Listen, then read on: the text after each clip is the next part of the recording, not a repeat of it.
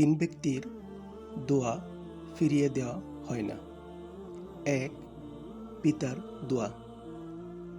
পিতা যখন তার সন্তানের জন্য খালেজ দিলে আল্লাহ তাআলার কাছে দোয়া করেন, সেই দোয়া আল্লাহ ফিরিয়ে দেন না, সরাসরি তা কবুল করে নেন।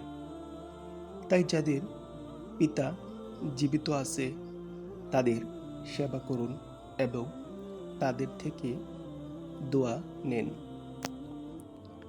২. রোজাদারের দোয়া। রোজাদার যখন রোজা রেখে আল্লাহ তাআলার দরবারে দোয়া করেন, আল্লাহ তাআলা তার দোয়া সরাসরি কবুল করে নেন। ৩. মুসাফিরের দোয়া। মুসাফির যখন সফরে যায় বা সফরে অবস্থান করে, তখন সে যদি আল্লাহ তাআলার দরবারে দোয়া করেন বা কারো জন্য দোয়া করেন, সে দোয়া আল্লাহ তাআলা কবুল করে নেন।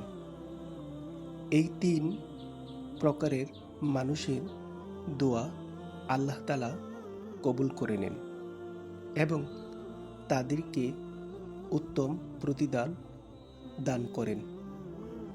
তাই এই ৩ প্রকারের মানুষ থেকে দোয়া নেয়ার চেষ্টা করুন। আল্লাহ তাআলা তাদের দোয়া সহজেই কবুল করে নেন। বিশেষ করে পিতামাতার সাথে ভালো ব্যবহার করুন এবং তাদের কাছ থেকে দোয়া নেয়ার চেষ্টা করুন। আল্লাহ তাআলা তাদের দোয়া কবুল করে নেন